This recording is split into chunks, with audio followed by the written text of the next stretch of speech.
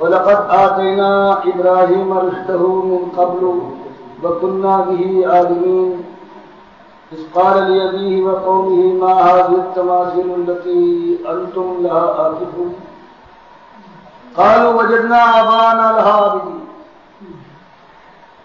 قَالَ لَقَدْ كُنتُمْ أَنتُمْ وَآبَاؤُكُمْ فِي ضَلَالٍ مُّبِينٍ۔ انبیاء کا مالک قصہ بیان فرما رہا ہے۔ ان کی عاجزی بھی، ان کی دعوت بھی ایک اللہ کے سامنے عاجز رہنے والے، مالک کے سامنے اپنے گرانے والے، ہر چیز مالک سے مانگنے والے تھے۔ انبیاء کا ذکر آ رہا ہے تو یہاں ابراہیم حنیف، جس کے لیے مالک ہمیشہ فرماتا ہے وما کان من المشرکین۔ سب کو سنانے کے لیے اتنی قومیں اس وقت موجود ہیں عرب کے اندر، وہ سارے حضرت ابراہیم کو ضرور مانتے ہیں کسی نہ کسی شکل میں۔ یہود ان کو اپنا بڑا مانتے ہیں، نصارہ کا بھی یہی کہنا ہے کہ بنو اسرائیل کے جہاں سے وہ شروع ہوئی ہے ان کے دادا ہیں، اور یہی مکے کے مشرک بھی مانتے تھے کہ وہ ہمارے جد اعلیٰ ہیں اسماعیل علیہ السلام کے بعد۔ جہاں مالک قرآن میں بتاتا ہے کہ تمہارا عالم ہے، کہتے ہو کہ تم ابراہیم علیہ السلام کے اولاد ہو، تمہارا عالم یہ ہے سب سے زیادہ پروردگار نظر کیا ہے، تم کیسے اس کی اولاد کہلانے کے مستحق ہو سکتے ہو؟ تم ہر وقت سرگردہ ہو، کبھی اس دربار میں جاتے ہو، کہیں اس جاگے جہاد کے اوپر دستک دیتے ہو، اور وہ حنیف تھا، یکسو تھا، خالص اللہ کے ساتھ اس کا واسطہ تھا، اور تم انتہائی مشرک ہو۔ وہ ما کان من المشرکین، اس کے اندر شرک کا شرط نہیں تھا۔ ہر جگہ مالک کے بیان کرتا ہے شرک کی شرائط کو بتانے کے بعد کہتا ہے تم شرابور رہنے والوں مشرکو، تمہاری کوئی نسبت نہیں ہے، خاندانی رشتہ کیا ہوتا ہے، تم ہر چیز اس کی اولاد کی صحیح معلوم ہے۔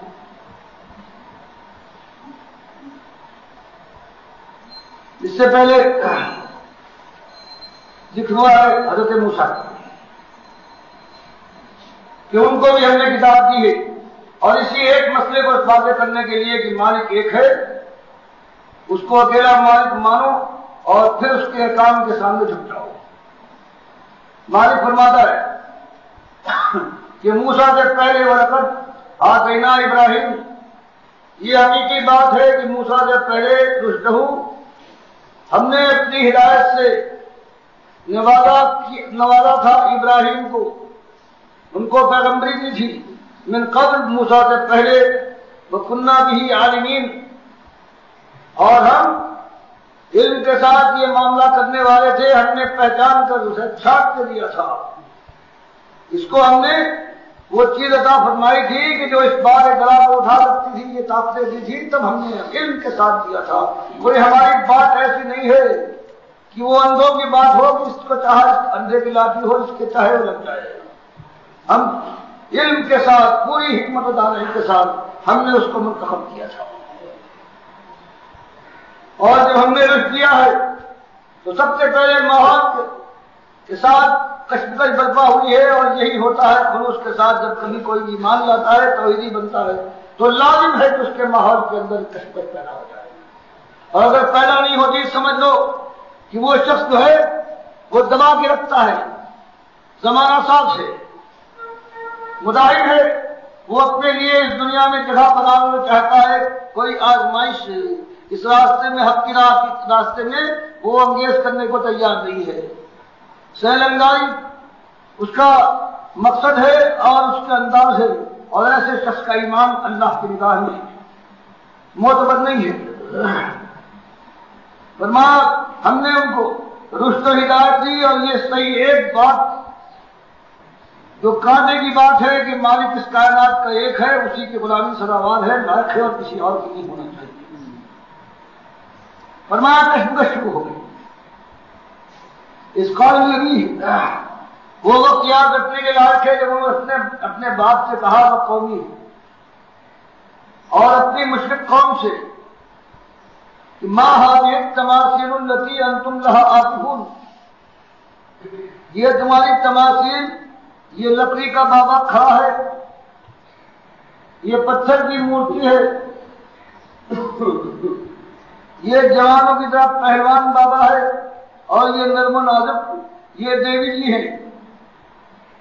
اور پھر ان سے تم خوف کھاتے ہو، ان کی طرف گزرو، جھک جھک جاتے ہو۔ یہ مانگی ہوتا ہے آدمی سے تمہیں پتا، ایک تو ستارہ پرست تھے، دوسرے یہ بت پرست تھے، اپنے بزرگوں کی یہ چلی آتی تھی، ان کے لیے وہ بات نہیں آتی کہ معلوم ہوتا پھیلی ہوئی وہی ہے کہ اربوں تک یہی پہنچی گئی سن۔ تو جہاں ستارہ پرستی فلک کی باتوں کو، چاند و سورج کی بت پرستی کو اور شرک سے ٹکرائے حضرت ابراہیم وہاں ان باباؤں سے فرمایا یہ آخر ان کی کیا حیثیت ہے، دیکھتے تھے کیا چیز ہے، پوچھتے تھے ان کو کیوں پوچھتے ہو، کیوں جھکتے ہو، کیوں خوف کھاتے ہو، کیوں ان کے دن مناتے ہو، کہ ان کے سامنے جانے کے بعد لڑکوں تو ایسا ہو جاتے ہو، کیوں گودے پھیلا کر ان سے مانگتے ہو، ان کے دن مناتے ہو، ان کے میلے کرتے ہو۔ التی انتم لہا عاکفون، کہ تمہارا حال یہ ہے کہ ان کے اوپر معتکف ہو جاتے ہو، جاتے ہو، بس وہاں بیٹھ جاتے ہو دھرنا دے کر کہ بابا سے لے کے جائیں گے۔ کہنا ان کا یہ تھا کہ آخر یہ ایسی ناسمجھی کی بات، جہالت کا کام کیوں کرتے ہو؟ کوئی جواب، کوئی دلیل ان کے پاس نہیں تھی۔ قالو، سب سے بڑی دلیل انہوں نے پیش کی مشرکوں والی۔ آج کا مشرک بھی یہی کہتا ہے، چاہے کسی انداز کا ہو، اور ہمیشہ جو باطل پرست ہوتا ہے اس کی یہی دلیل ہوتی ہے۔ قالو، باپ نے اور قوم نے سب نے کہا کہ وجدنا، کہ دلیل کی کیا ضرورت ہے اس کے اندر، برہان کا کیا معاملہ ہے؟ ہماری تاریخ ہے، ہمارے بزرگ ہیں، ہم سے زیادہ جاننے والے ہیں، تاریخ ان کے کارناموں سے تابناک ہے، کیا ان کا کسی بات کا ماننا اس لائق نہیں ہے کہ ہم بھی مانیں؟ انہوں نے کہا وجدنا، پایا ہم نے، آبا ادب، اپنے بزرگوں کو، اپنے پرکھوں کو، لہا عابدین، ان بابا اور مورتیوں کی بندگی کرتے ہوئے ہم نے پایا ہے، وہی کرتے تھے وہی ہم کر رہے ہیں، وہ سمجھدار لوگ تھے، ہم کو ان کے عمل کے اوپر اعتماد ہے، اس لیے ہم یہ بات کر رہے ہیں، بالکل صحیح بات سمجھتے ہیں کہ ہمارے بزرگ گمراہ نہیں ہو سکتے۔ یہی ایک دلیل ہے، ہمیشہ ہر ایک کہتا ہے۔ آپ کسی کو جا کر چھیڑ دیجیے، کسی باطل عقیدے یا کسی عمل کو سامنے لائیے کہ یہ تمہارے اندر ہے، اس کو چھوڑو، کہتے نہیں، ہمیشہ دیکھتے چلے آئے ہیں، تمہارے نئے آئے ہو ایسی بات نہیں۔ تو حضرت ابراہیم نے بغیر کسی خوف و ہراس کے یہ انجام کیا ہوگا، جواب مردی اور ہمت کے ساتھ کہا، قال لقد کنتم انتم، اور اس زور کے ساتھ کہ تم بھی تھے اور ہو، تمہارے بزرگ گزرے ہیں، کنتم انتم وآباؤکم، تمہارے گزرے بزرگ، تمہارے جد، تمہارے دادا پردادا، سارے کے سارے، اور تم خود جو ان کے راستے پر ہو، فی ضلال مبین، بالکل صریح گمراہی میں ہوگا، تم راستہ نہیں ہو، غلط رہو ہو، تم صاف بات کہیے، بے محابہ کہیے، دل کو چھوڑ دیتے ہیں۔ تو یہ بالکل نئی نئی بات، نئی چوٹ پڑی تھی، وہ سمجھے کہ کچھ مذاق کا اس نوجوان کا مطلب ہے یا کچھ فضول ہوگا تو بات نہیں۔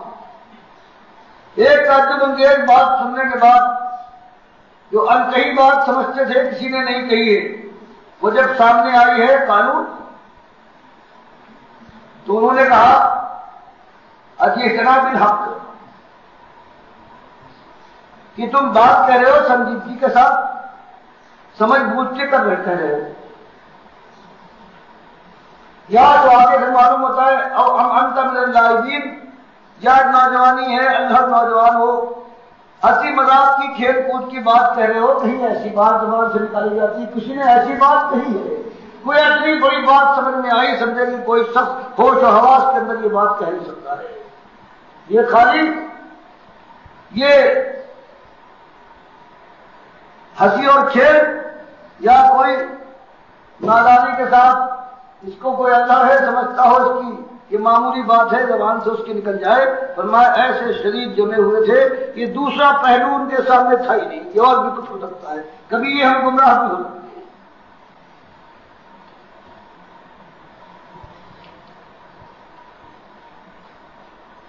تو انہوں نے کہا تم مذاق کر رہے ہو، ورنہ یہ تو بالکل یہ ہمارے معبود ہے، ساری طاقتیں ان کے پاس ہیں، دینا دلانا اور مارنا، نفع اور نقصان سب ان کے بس میں ہے۔ تو مالک یہاں چھوڑ گیا ہے کہ خود تم نکالو، جواب سے معلوم ہوتا ہے قال بل ربکم، حضرت ابراہیم نے کہا بالکل جھوٹ، یہ تمہارے پالنے والے تم کو نفع نقصان سے فائدہ مند کرنے والے نہیں ہیں، ان کے پاس کچھ نہیں ہے، بلکہ بل ربکم، تمہارا پالنہار، تمہارا رب وہ رب ہے رب السماوات والارض، جو آسمانوں کا بنانے والا اور ان کا پالنے اور پرورش کرنے والا ہے، اور جو زمین کا پالنہار ہے، جو پروردگار ہے۔ الذی، وہ ان کی پرورش بھی کرتا ہے، پرداخت بھی کرتا ہے، اور فطرہن، اور اسی نے ان کو بنایا ہے، وہ ہے تمہارا رب۔ یہ تمہاری مٹی، پتھر اور لکڑی کے جو بابا کھڑے ہوئے ہیں، ان کے اندر کوئی طاقت کوئی قوت نہیں ہے، اور تم گواہی دو، یہ تم مانو یا مانو اپنے ضد میں حق کرنی ہوئی، وَأَنَا عَلَىٰ ذَلِكُمْ مِنَ الشَّاهِدِينَ، اور میں اس بات پر کہ مالک اکیلا ہے، اس کی خدائی میں تمہارے یہ بابا لوگ ذرہ برابر بھی کوئی حصہ نہیں رکھتے، یہ محتاج محض ہے، یہ کمزور ہے، ان کے اندر کوئی طاقت نہیں ہے، یہ لکڑی اور پتھر کیا کرے گا؟ میں اس کے لیے تم نہ بولو، میں اعلان کرتا ہوں کہ یہی صحیح عقیدہ ہے، اور تم اسے مانو، نہیں مانتے ہو تو تم انکاری لوگ ہو، اور تم حقیقت سے انکار کرتے ہو۔ کوئی بات ابھی اتنی بڑی نہیں تھی، اور پھر ان کے سامنے اپنے علم، اپنے ثبات کو ظاہر کرنے کے بعد، کیونکہ اگر کوئی شخص یہ توحید کی دعوت دے اور پھر بھی پھسا ہو، علم کا اظہار نہ ہو، طاقت کا، قوت اور جماؤ کا، تو اس کے بعد پھر اس کی بات جا کر صحیح معاملے میں اصلی مقام پر نہیں پہنچتی ہے، لوگ سمجھتے ہیں خود ڈھیلا ڈھالا آدمی ہے،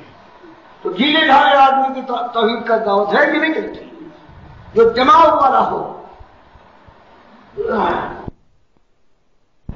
کل کا بیان اس بات پر ختم ہوا تھا کہ اللہ کے علاوہ دنیا والوں نے جو الہ بنا لیے ہیں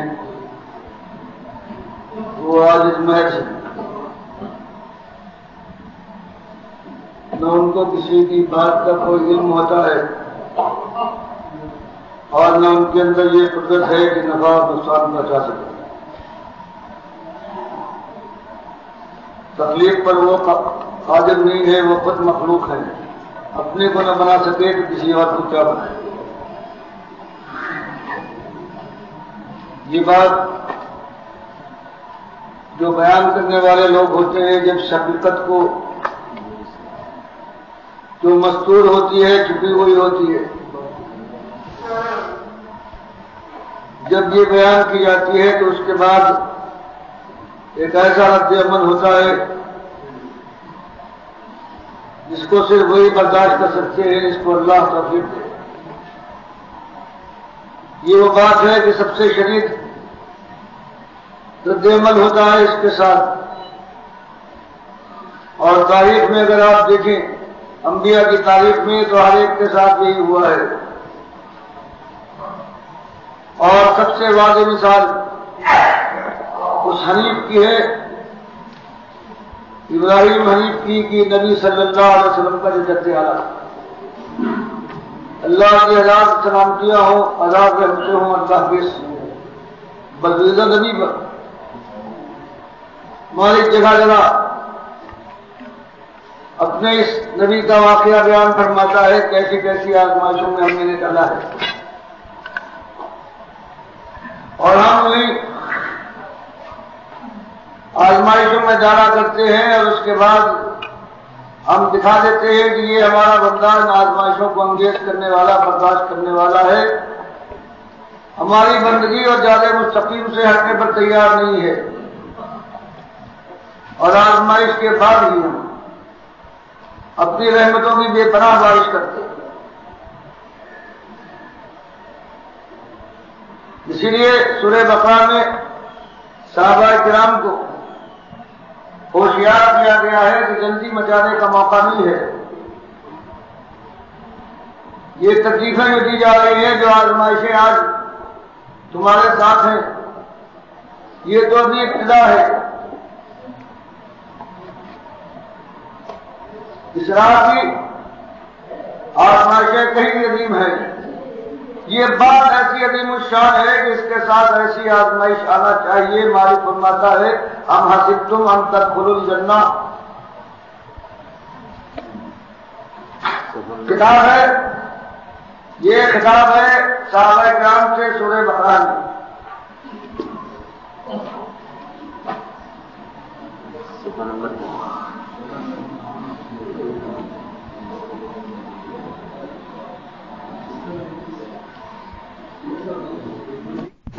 دو 14 آیت ہے۔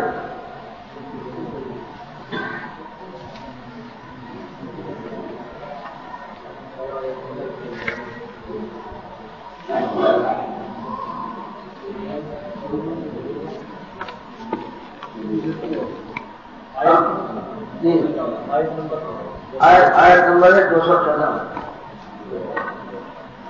31 صفحے کے اوپر۔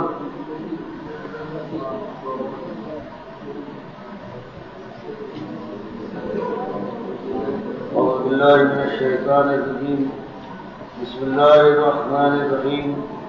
ام حسبتم ان تدخلوا الجنة ولما يأتكم مثل الذين خلوا من قبلكم مستهم البأساء والضراء وزلزلوا حتى يقول الرسول والذين آمنوا معه متى نصر الله ألا إن نصر الله قريب۔ ام حسبتم، کیا تم لوگوں نے یہ گمان کر لیا ہے ان تدخلوا، کہ داخل ہو جاؤ گے الجنہ، جنت میں، ولما، اور ابھی تک نہیں یاتکم، وہ دور آیا ہے تمہارے لیے کہ مثل الذین، جیسا کہ دور گزرا ہے ان لوگوں کے ساتھ خلو من قبلکم، جو تم سے پہلے اس راہ میں پر گامزن ہوئے تھے، وہ توحیدی جنہوں نے ایمان کو اقرار کیا تھا، عمل سارے سے اس کا ثبوت دیا تھا، اور تواصی بالحق کرنے کے بعد پھر رد عمل ہوا تھا قوم کا، اور اس کے بعد پھر ستائے گئے تھے، آزمائشوں میں ڈالے گئے تھے، ان کے ساتھ ہوا مستهم الباساء، ان کو چھوا ہے اور پکڑا ہے مال دولت کی تنگی اور پریشانی نے، والضراء، جسم و جان کی آزمائشوں میں ڈالے گئے، وزلزلوا، اور انتہا یہ ہے کہ وہ ہلا مارے گئے، اور آزمائشوں کی انتہا یہ تھی حتیٰ یقول الرسول والذین آمنوا معہ، یہاں تک کہ اس وقت کے رسول اور جو ایماندار ان کے ساتھی تھے وہ تک پکار اٹھے متی نصر اللہ، اب تو انتہا ہو گئی، ناقابل برداشت تھے یہ آزمائش، اللہ کی راہ میں اللہ کی مدد کب آئے گی؟ فرمایا انتہا تک ہم لے گئے ہیں، اس طرح سے کہ انبیاء تک پکار اٹھے ہیں، چیخ پڑے ہیں کہ یہ ناقابل برداشت تھے، قوم کی یہ سختی، قوم کی آزمائش اللہ کی راہ میں، یہ راہ ہے تو یہ ہے کاٹے نہیں کرتی۔ فرمایا جب اس حد تک ہم نے ان کو آزما لیا ہے، تب ہم نے ان کو خوشخبری دی ہے، الا ان نصر اللہ قریب، یہاں آزمائش میں پورے اترے ہو، اب اللہ کی مدد تمہارے ساتھ ہے اور دور نہیں ہے، اور پھر مدد آئی ہے، اور پھر اللہ نے ان کو کامیاب کیا ہے۔ بتایا گیا کہ ابھی تو لذت کام و دہن کی آزمائش ہے، ابھی تمہارے ساتھ جو ہو رہا ہے اور وہ دیکھیں کیا ہو رہا ہے. خباب ابن ارت رضی اللہ تعالیٰ عنہ کی روایت بخاری جگہ جگہ پر لاتے ہیں کہ حضرت خباب ابن ارت ان کو دہتے ہوئے انگاروں پر لٹایا گیا تھا اور ان کے سینے کے اوپر ایک سل رکھنے کے بعد ایک شخص نے اپنا پیر رکھ دیا تھا اور کروٹ میں لینے پایا. دہتے ہوئے سرخ انگاروں پر پیٹھ جلی ہے, کھال کے بعد چربی پگھلی ہے اور اس کے بعد کہیں جا کر انگارے بجھے ہیں. اور یہ ایسی پیٹھ ہو گئی تھی کہ حضرت عمر نے جب دیکھا ہے اپنی قرابت پہ دکھائیں وہ کیا دور آپ پر گزرا ہے, تو پوری پیٹھ ان کی سفید تھی. وہ کہتے ہیں کہ میں اپنے ساتھ اللہ کی راہ کی بلاکشاں کو لے کر پہنچا ہوں تلاش کرتے ہوئے نبی صلی اللہ علیہ وسلم کو, اور دیکھا خانہ کعبہ میں کعبے کی دیوار کے سائے میں اپنی چادر پر ٹیک لگائے ہوئے آپ بیٹھے ہوئے. میں نے پہنچنے کے بعد عرض کیا کیا آپ ہم لوگوں کے لیے دعا نہ کریں گے اور ان ظالم دشمنوں کے لیے بددعا نہ ہوگی. بخاری روایت کرتے ہیں کہ خباب کہتے ہیں کہ یہ سننے کے بعد ہر کسی اور نے سے دیکھے, یہ سننے کے بعد آپ سنبھل کر بیٹھ گئے اور آپ کا چہرہ غصے سے تمتما اٹھا اور کہنے لگے بس اتنی جلدی. یہ بات ان سے پہلے کہی گئی ہے, لوگوں نے کہی ہے, اور ان کے لیے گلے کھودے گئے ہیں, ڈرایا گیا ہے کہ اب بھی بات آ جاؤ, تم جانتے ہو تمہارے ساتھ ہم کیا کریں گے, تم کو ہم چیز ڈالیں گے آپ سے. وہ جمے گئے ہیں, گھروں میں ان کو کھڑا کیا گیا ہے, آرام لگایا گیا ہے, پھر یہی ڈراوا دیا گیا ہے کہ سیدھے ہو جاؤ, بات دادا کے دین کی طرف آ جاؤ, ایک مالک کا ذکر کرتے ہو, یہ ہماری بستی اور ہمارے انتظام کے اندر برداشت نہ ہوگا. جب اس پر بھی وہ جمے رہے ہیں تو مفرق کے اوپر 20 سر کے اوپر آنا رکھا گیا ہے, اور پھر بھی وہ دین حق سے ہٹنے کو تیار نہیں ہوئے تو میں چیز ڈالا گیا ہے تو حصوں میں زندہ انسان کو سمجھتے ہیں سارا چلا کر چیز ڈالا گیا ہے. فرمایا باپ کے ساتھ یہ ہوا ہے کسی توحید کی اس جرم کے اندر کہ مالک کو, ایک مالک کو تم اپنا الہ مانتے ہو, کسی اور کو ماننے پر تیار نہیں ہو, تو ان کے ساتھ یہ ہوا ہے کہ یہ جرم ہے. اس کی پاداش میں ان کو برداشت کرنا پڑی ہے یہ بات کہ ان کی کھالوں پر اولاد کی کنگھیاں پھیری گئی ہیں اور کھال کو گوشت سے گوشت کو ہڈی سے مت جانا گیا ہے. پھر بھی وہ جمے رہے ہیں, تم ہو غلطی میں چاہتے ہو. خدا کی قسم اللہ تعالیٰ اپنے دین کو پورا کر کے رہے گا, اور وہ دور آنے والا ہے اسی اسلام کی برکت سے کہ سنا سے ایک شخص چلے گا حضرت موت کی طرف, اور امن و امان و سلامتی کا یہ عالم ہو جائے گا کہ اس کو کسی کا خوف نہ ہوگا سوائے اللہ کو. یہ اور بات ہے جس کا ریوڑ ہے, اس پر کوئی بھیڑیا حملہ کر دے, لیکن کسی انسان میں یہ دم نہیں ہوگا کہ وہ نقش عمل کرے. تو یہ آپ نے ارشاد فرمایا کہ ساری باتوں کے باوجود یہ شدید سختیاں ہو رہی ہیں. ایسا شخص گیا ہے اس کی پیٹھ کو انگاروں سے گرا ڈالا گیا ہے, اس کی چربی پگھلی ہے, تب جا کر کہیں انگارے بجھے ہیں. جس طرح آپ دیکھتے ہیں کہ جو کباب پکتا ہوتا ہے جب اس میں سے کبک جائے اس کی چربی یا رس جو اوپر سے تیل ڈالتے ہیں تب انگارا بجھ جاتا ہے. تو یہ ان کی اپنی جسم کی چربی ٹھیک سے ہوتی ہے. تو یہ وہ راستہ ہے, اس سے زیادہ شدید سختیوں والا کوئی اور راستہ نہیں ہے. یہ اور بات ہے کہ اللہ تعالیٰ کی یہ مشیت ہے, پروردگار کا یہ احسان ہے کہ وہ ان ایمان والوں سے اسی حد تک ان کو آزمائش میں ڈالتا ہے جس حد تک ان کے ایمان کے اندر بالندگی ہو. انبیاء اور جو گزرے ہیں ان کے ایمان کی بلندی درجات کا کیا پوچھنا,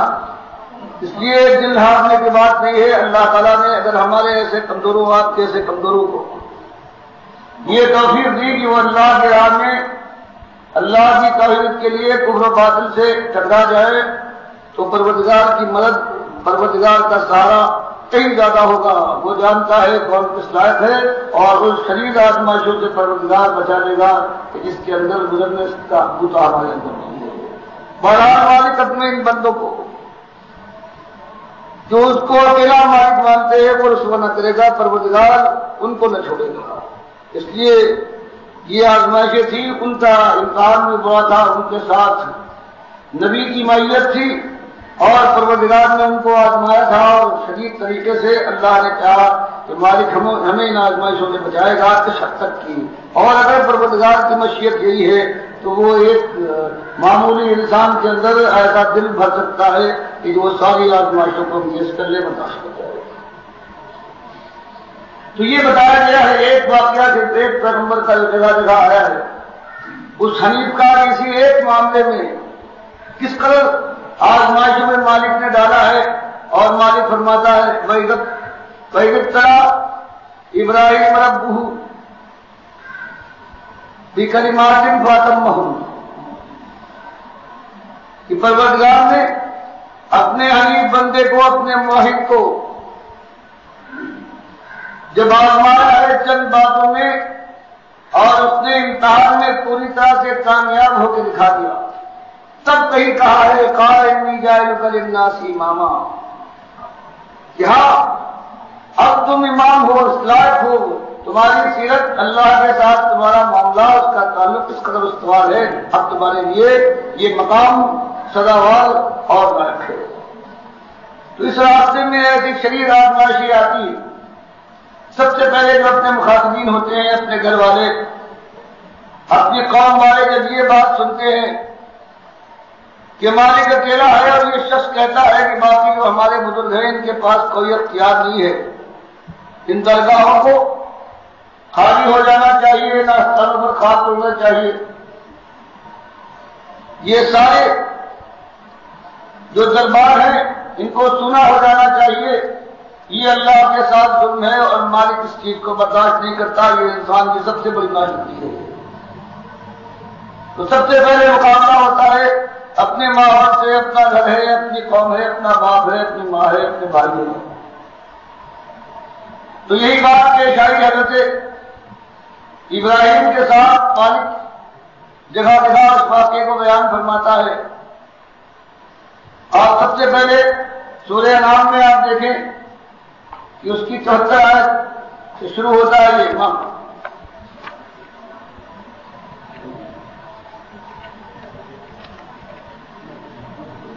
یہ 124 صفحہ ہے.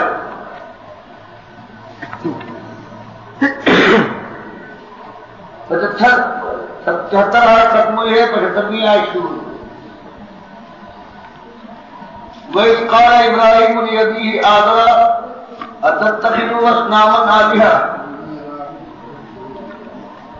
إِنِّي أَرَاكَ وَقَوْمَكَ فِي ضَلَالٍ مُبِينٍ.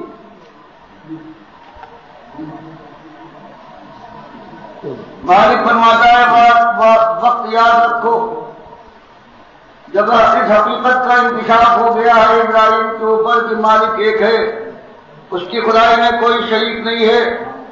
یہ اشارہ دیا ہوا ہے جب اس بات کو پہنچاؤ یہی کائنات کی اصلی ایک بات ہے. فرمایا قریب ترین ماحول سے وہ اس قال ابراہیم وہ وقت یاد رکھنے کے لائق ہے کہ جب کہا ابراہیم نے لیابی اپنے باپ سے آزرا، جس کا نام مالک آزر بیان فرماتا ہے، اور چونکہ بات کو آتا ہے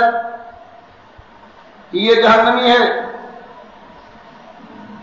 تو یہاں یہ بات لوگوں کو کھٹتی ہے، خاص طور سے جو بڑے بڑے مشرکین مفسرین گزرے ہیں جلال الدین سیوطی کی طرح سے، ان کو یہ بات تب کھٹتی اور انہوں نے کہا یہ کیسے ہو سکتا ہے اگر یہاں اس کو باپ مان لیا گیا تو نبی صلی اللہ علیہ وسلم کا باپ بھی ہے، وہ بھی پھر جہنمی ٹھہرے گے اور یہ بات ان کے لیے ناقابل برداشت تھی. چاہے نبی صلی اللہ علیہ وسلم کی خود صحیح روایت مسلم میں آ جائے کہ انا ابھی وہ ہمارا فنار ایک ساتھ پوچھنے آئے، کتاب الایمان میں بالکل شروع میں آتا ہے، پوچھنے آئے کہ نبی صلی اللہ علیہ وسلم میرا باپ کہاں ہے؟ جو مر گیا ہے آپ نے کہا جہنم میں۔ انتہا پریشان ہو کر جانے لگے، نبی صاحب نے بلایا کہ واپس بلاؤ ان کو۔ آنے کے بعد کہا ان ابی و اباک فی النار، تمہارا باپ اکیلا نہیں ہے، میرا باپ بھی اس کے ساتھ جہنم میں جائے گا۔ مسلم کی کتاب الایمان ہے، بالکل صحیح۔ اب یہ بات جب آئی اور وہی ماں کی روایت بھی آئی کہ نبی مسلم کی روایت کہ نبی صلی اللہ علیہ وسلم نے یہ فرمایا کہ میں نے اللہ سے اجازت مانگی کہ میں اپنی ماں کے لیے استغفار کروں، اللہ نے منع فرمایا۔ میں نے یہ یاد چاہی کہ میں قبر کی زیارت کر سکتا ہوں، اس کی مالک نے یاد دی۔ اسی روایت کو لے کر پھر نبی صلی اللہ علیہ وسلم گئے ہیں وہاں پر اس بات کے بعد، اور وہاں جا کر بہت ہی روئے ہیں، ماں کو یاد کر کے وہ محبت کہ میری ماں ہے اور جہنم کی یقیناً بنے گی، اللہ نے منع فرما دیا ہے۔ لوگوں سے کہا کہ میں نے تم کو روک دیا تھا قبر پر آنے سے، اب میں تمہیں یاد دیتا ہوں، اس لیے قبر موت یاد دلاتی ہے، تذکر الموت۔ اور ابن ماجہ اور امام نسائی نے یہ باب باندھا ہے کہ زیارت قبر کی جو فضیلت ہے وہ کسی مومن کی قبر، کسی ولی کی قبر کی زیارت سے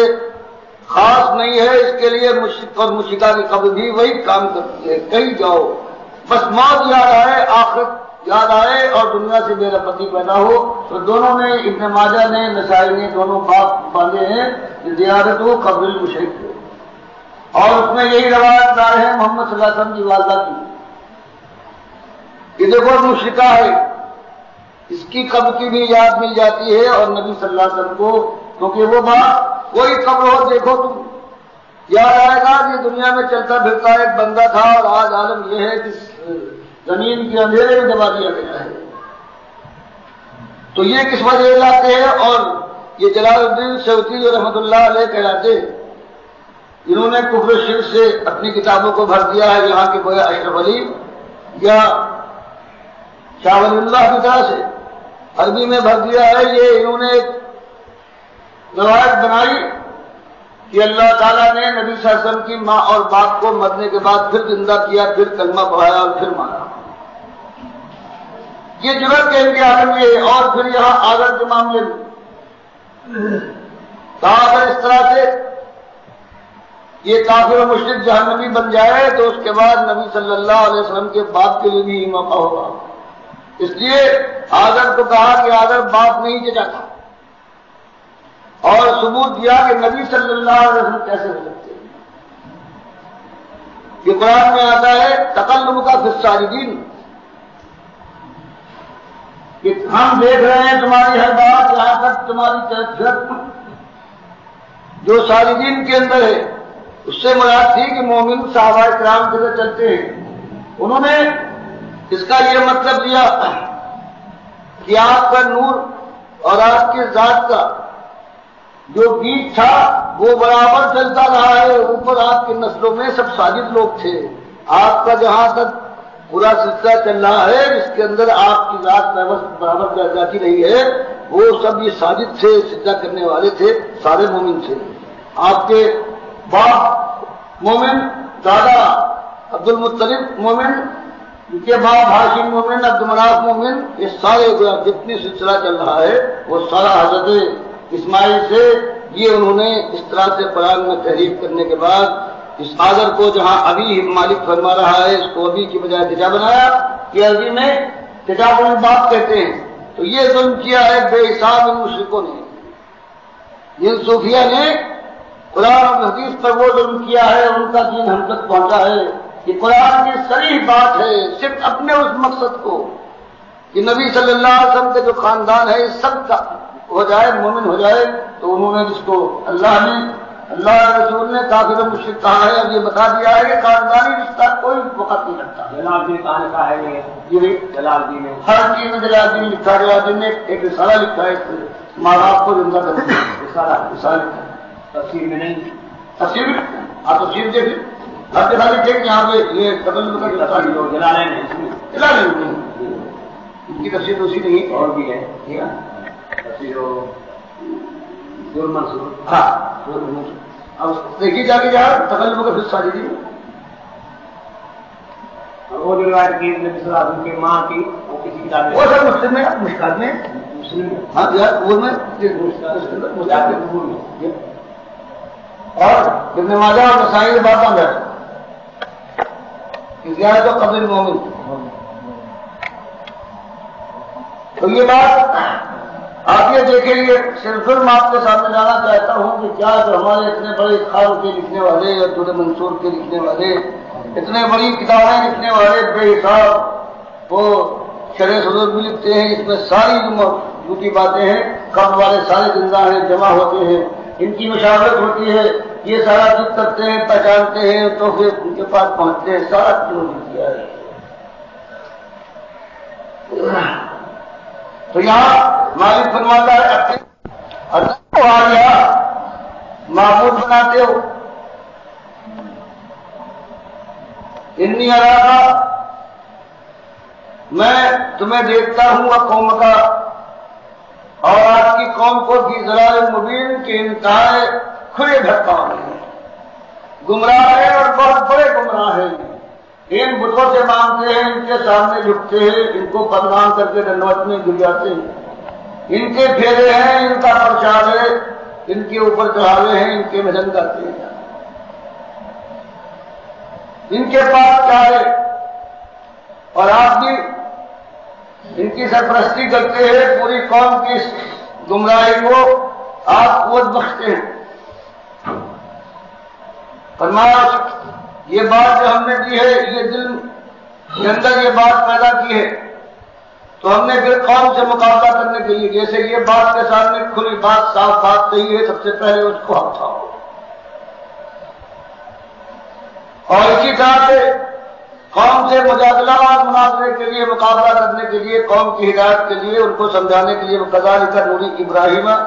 ملکوت السماوات والارض، ہم نے انتظام کیا کہ ہم نے جو زمین اور آسمان کی بادشاہ کے جو رات ہے کچھ ہم نے ان پر افشر کیے، ان کو دکھائے، ان کے دل کو مضبوط کیا تاکہ یکون من الموقنین، تاکہ دل ان کا یوں بھی یقین ہے اور مشاہدہ کرنے کے بعد پوری طرح سے دل جم جائے۔ انبیاء کا ایسا بڑا کام ہوتا ہے ساری دنیا کے سامنے وہ بات بیان کرنی ہوتی ہے کہ جو اس وقت عام طور سے موجود نہیں ہوتی کہیں بھی،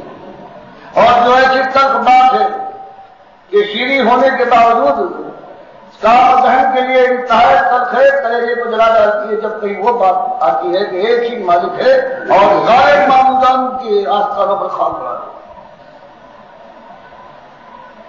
فرمایا قوم سے مجادلہ ہو رہا ہے، قوم پوچھتی ہے ستاروں کو، چاند اور سورج کو، فلما جنگ آ گئی، جب رات رات تاریخ ہوئی ہے، اسلام کو بھی پوچھتے ہیں ستاروں کو، یا ستارے بھی اسلام بھی سارے امتحان سے، جب رات اندھیری ہو گئی، رات کا بعد ایک تارا دیکھا، قوم اس کی پجاری تھی، قوم کے لوگوں کو جمع کر کے کہ بھائیوں قال ھذا ربی، یہی تو کہتے ہو یہ ہمارا رب ہے، یہ میرا بھی رب ہے تمہاری طرح سے، یہی تو بات ہے، یہ خالص مجادلہ ہو رہا ہے۔ لوگ ناسمجھ یہ سمجھتے ہیں، بڑے بڑے لوگوں نے لکھا ہے کہ یہ پہلے مشرک تھے، آہستہ آہستہ یہ جا کر توحیدی ہوئے۔ یہ ترجمہ القرآن میں بھی یہی مولانا صاحب نے پیش کیا ہے، ترجمہ القرآن میں پوچھنے کے ہے کون سے یہ آپ میرا رب یہ ہے جی یہ آپ نے نہیں پڑھا، آپ نے دیکھا دیکھا ہوگا، ایسی بات ہے، بات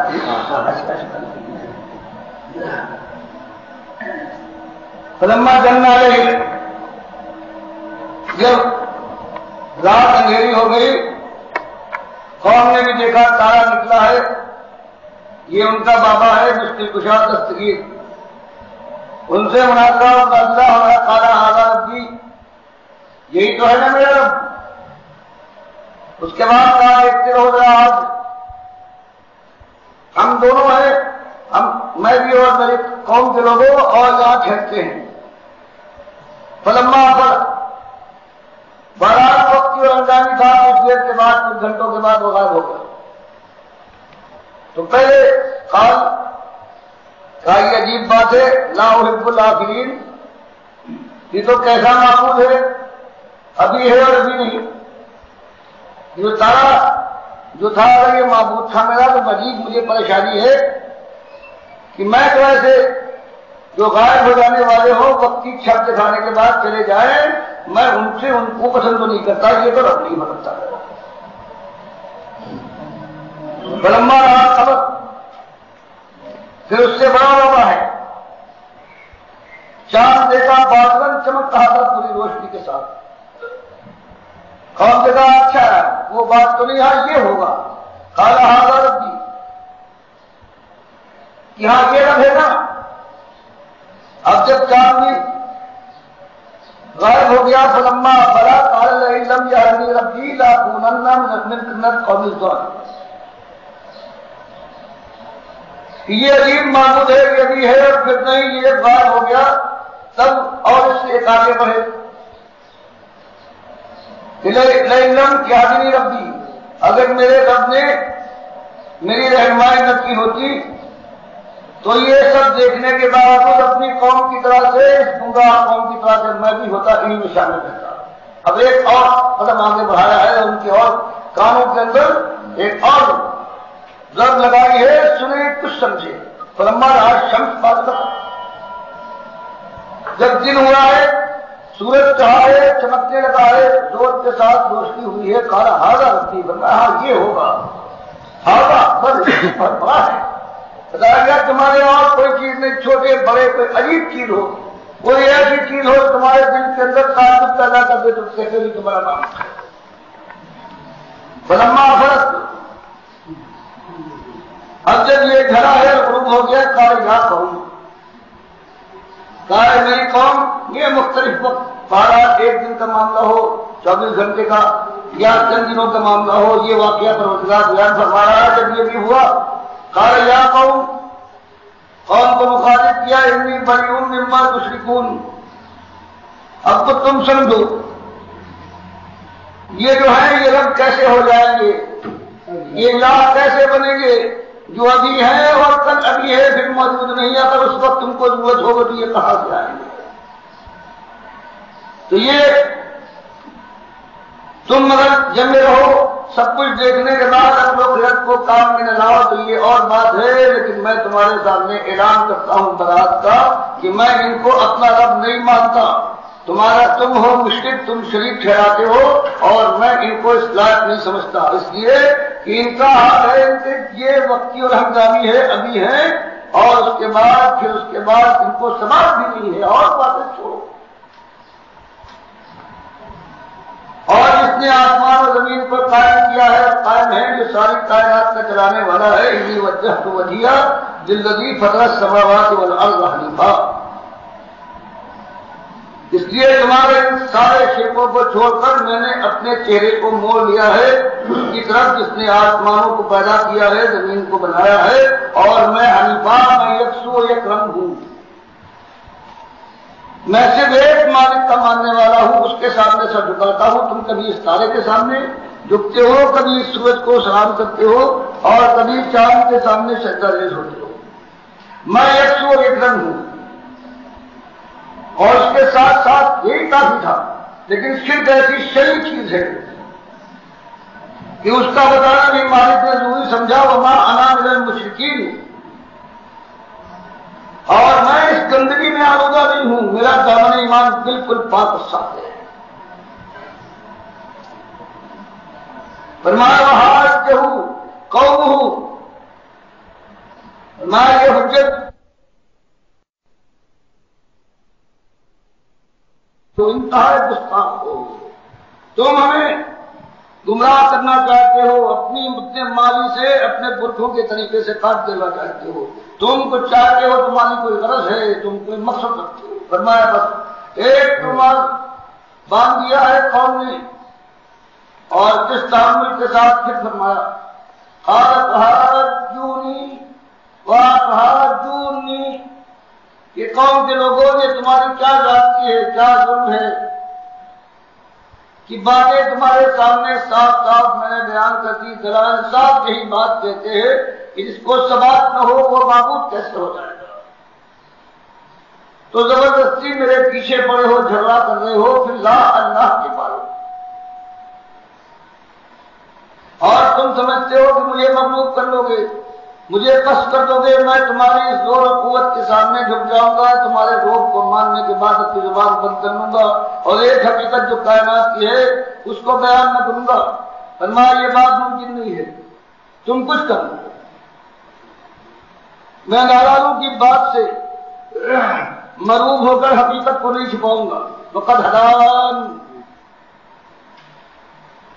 جب یہ ہو گیا ہے کہ میرا مالک میرا پشپرا ہے، اس نے مجھے ہدایت دی ہے، توحید کا سبق دیا ہے، اس راستے میں جمنے کے لیے ہمت عطا فرمائی ہے، اور ہر وقت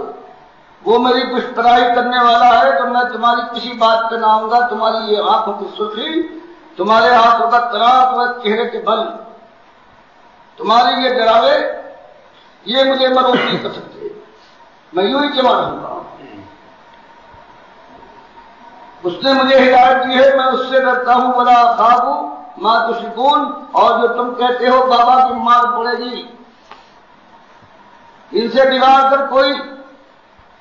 بچ نہیں پا رہا ہے، تمہیں تمہارے ان باباؤں کے کوئی خوف نہیں ہے جن کو تم نے شریک کیا ہے۔ ما تشرکون بھی، جو تم نے شریک کیے ہیں اس کے ساتھ، الا یشاء ربی شیئا، مجھے کسی کا ڈر نہیں ہے، لیکن ایک کا، وہ جو میرا رب ہے اس سے میں ڈرتا ہوں، وہ جو چاہے کر سکتا ہے، لیکن تمہارے یہ بابا جن کو تم نے شریک چلایا ہے، تمہاری یہ چال و تارے، تمہارے یہ بابا حضرات جو لکڑی اور پتھر کی شکل میں کھڑے ہوئے ہیں تمہارے دفتروں کے اندر، ان کی مجھے کوئی پرواہ نہیں، ذرہ برابر ان سے نہیں کرتا۔ اور اگر مجھے خبر نہ ہو تمہارے ارادوں اور منصوبوں کہ تم میرے ساتھ کیا کرنے والے ہو، کیا تمہارے پروگرام ہے میرے خلاف، تو مجھے اس پر اعتماد ہے کہ وسیع ربی کل شیء علما، کہ مجھے علم نہ ہو، لیکن جو میرا پشپرا ہے وہ ہر چیز کے اوپر علم رکھنے والا، سارے علم کا وہ احاطہ کرنے والا ہے۔ اس لیے اس اعتماد کے بعد پھر میں تمہاری کوئی پرواہ نہیں کرتا، بات یہی کہوں گا چاہے کچھ ہو جائے۔ افلا تذکرون، کیا یہ بات تمہارے ذہن و خیال میں نہیں اترتی، یہ بات سمجھ میں نہیں آتی؟ اور پھر تم یہ کوشش کر دیکھنا چاہتے ہو کہ اللہ کے ایک بندے کو، مومن بندے کو اس کے راستے سے ہٹا دو، اور اس کی وہ جو استقامت ہے اس کے اندر کمزوری اور ضعف پیدا کر دو۔ فرمایا اللہ نے چاہا تم میرے ساتھ کچھ نہ کر سکو گے، بات صاف بیان کرتا ہوں، اس کے بعد حقیقت کے بیان کرنے کے بعد پھر ہٹ جاؤں تمہارے روب اور تمہارے تقوی کی وجہ سے، اللہ نے چاہا یہ نہ ہوگا۔ فرمایا کئی بار خود سوچو کہ جو ایک حق کہنے والا ہے، حق کو حق سمجھتا ہے، حق پر قائم ہے، وہ کیسے پیچھے ہٹ جائے گا باطل پرستوں کے مقابلے میں جن کے لیے کوئی مقام نہیں ہے؟ تو کئی بار خواب، اور تم ہی بتاؤ کہ میں کیسے کروں؟ معاشرت تم جو چیزیں تم نے اللہ کے ساتھ شریک ٹھہرا دی ہیں، ان سے کیسے خوف کھاؤں؟ ان کے اندر نہ کوئی طاقت ہے نہ کوئی ثبات ہے۔ مجھ سے تم یہ تقاضا کرتے ہو کہ عقل و خرد کی جو چیز ہے اس کو چھوڑ دوں، جو حقیقی بات ہے اس سے الگ ہو جاؤں، اور تم نامرادو جمنا چاہتے ہو اپنی باطل بات کرو، تم باطل کے لیے ایسے شیر ایسے جماؤ والے ہو، اور مجھ سے تقاضا کرتے ہو کہ میں آپ کو چھوڑ دوں۔ اور تمہارا حال یہ ہے، وَلَا تَخَافُونَ أَنَّكُمْ أَشْرَكْتُمْ بِاللَّهِ مَا لَمْ يُنَزِّلْ بِهِ عَلَيْكُمْ سُلْطَانًا، اور تمہارا زور یہ ہے، تمہارا یہ طریقہ ہے کہ تم ایک باطل چیز کے اوپر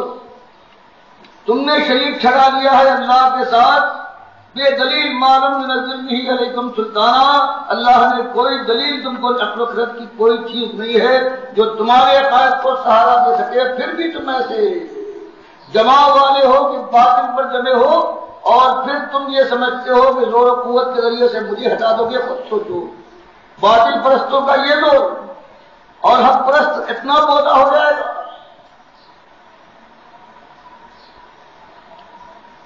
فرمایا تھوڑا اور انتظار کرو، ابھی جو تناسب نظر آتا ہے تمہیں کہ میں اکیلا ہوں اور تم پوری قوم ہے پوری قوت و طاقت کے ساتھ اپنے بابا کی خیر خواہ، ان کی بیاری اور جمی ہوئی ہے میرے خلاف، اور تم سمجھتے ہو کچھ دنوں کی بات ہے کہ آج نہیں کل تم غالب آ جاؤ گے اور میری بات میری آواز لگ جائے گی۔ تو پہلی بات تو یہ ہے کہ عقل و خرد کو کام میں لاؤ اور یہ دیکھو کہ سچائی والے کو جیتنے کا حق ہے دنیا کے عام لحاظ سے معروف طریقے یا جھوٹ اور فریب کا جو کاروباری ہے وہ اس بات کا مستحق ہے کہ وہ قائم رہے۔ تو آئیے فریقین احق بالامن، تو خود سے جو تم ہو اللہ کی انکاری، اللہ کو برا بھلا کہنے والے، مالک کی کبریائی کی چادر پر ہاتھ ڈال کر تم چاند اور تاروں اور پتھروں اور لکڑیوں کو بڑھانے والے،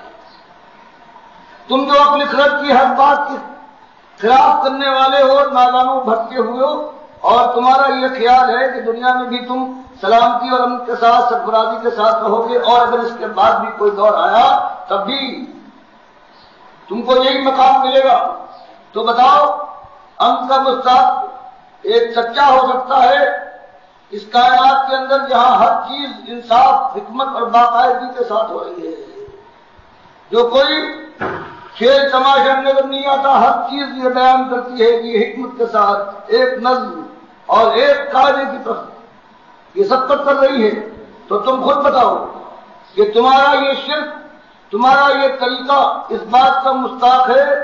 کہ امن و امان اس کو ملے اس دنیا اور اس کے بعد جو زمانہ آنے والا ہے، یا جو حق کا ماننے والا اس کا پرچار کرنے والا ہے، اس کی راہ میں جان کھپانے والا ہے۔ ان کنتم تعلمون، اگر علم کی کوئی بات ہو سمجھ بوجھ کے بات کرو، تب تو تم خود دیکھ لو گے کہ باطل پرستوں کو اور باطل کو یہاں جماؤ کے لیے موقع نہ ہونا چاہیے کہ یہ کائنات پوری حق کے لیے تیار معلوم ہوتی ہے، باطل کے لیے اس کے اندر پورا نظام کہیں باطل کا نظام نظر نہیں جاتا اگر علم سے کام لو۔ باقی جہالت کی بات اور ہے، اب کام کھول کر سن لو۔ یہ اللہ کا فرمان، اللہ کا پیغام ہے کہ ہم ان کو ملے گا دنیا کے اندر ہدایت یافتہ ہو کر جنت کی بادشاہی سے، وہ ہم کنار ہوں گے کہ الذین آمنوا، وہ لوگ جو سچا ایمان لائے، مالک کو اکیلا ایک مالک مانے، اس کے خدائی میں کسی کو شریک نہ ٹھہرائے۔ مالک نے جو باتیں ایمان کی فرض کر دی ہیں، فرشتوں کو پر ایمان لائے، کتابوں پر، انبیاء پر، آخرت پر، تقدیر پر، جتنی ایمانیات ہیں، فرمایا جن کا دل ٹھک جائے، جن کے ایمان گڑیا عالم ہو، وَلَمْ يَلْبِسُوا إِيمَانَهُمْ بِظُلْمٍ أُولَٰئِكَ لَهُمُ الْأَمْنُ وَهُمْ مُهْتَدُونَ۔ فرمایا مجھ کو تم کتنوں کو شریک ٹھہراتے ہو، تمہارے دامن ایمان جو تم پر ہے بھی کوئی تو شرک سے کس قدر آلودہ ہے،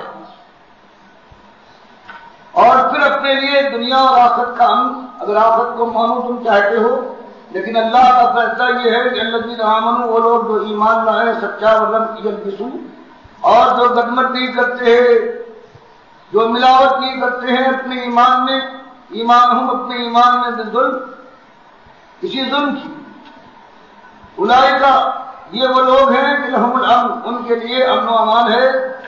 بچاؤ ہے، سلام کی ہے دنیا کی بھی، اور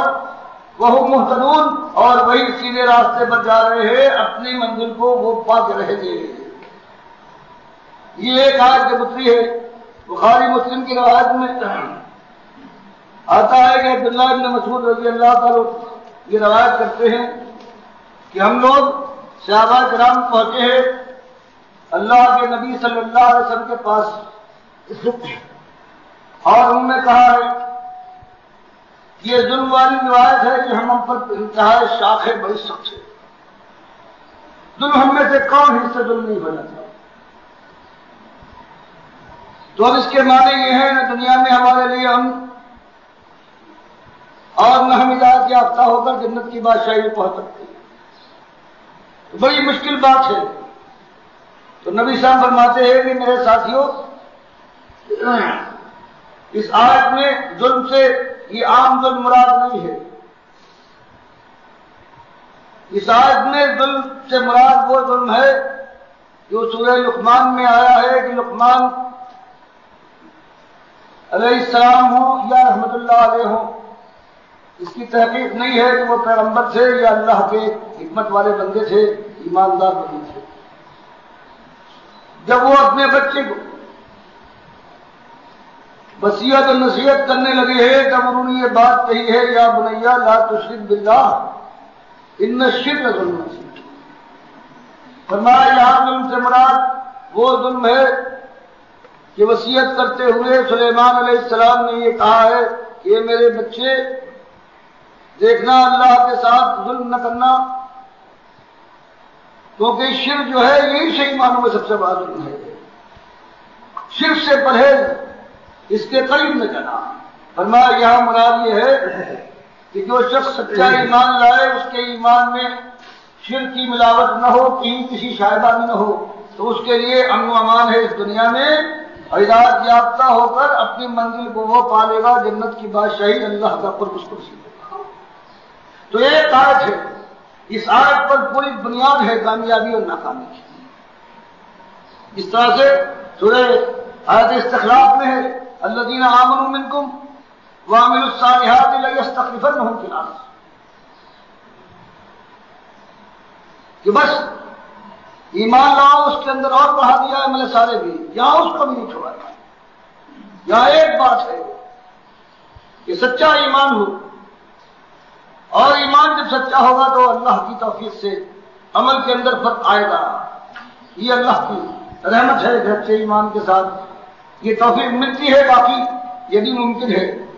کہ ایمان بھی سچا ہو لیکن اس کے بعد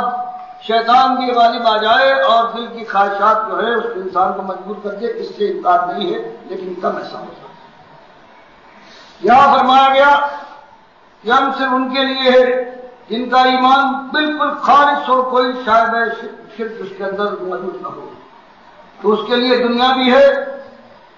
اور اس کے لیے آخرت کی بادشاہی اور کامیابی بھی۔ فرمایا وَتِلْكَ حُجَّتُنَا، یہ ہماری دلیلیں تھی، ہم نے سکھایا ہے آتَيْنَاهَا ابراہیم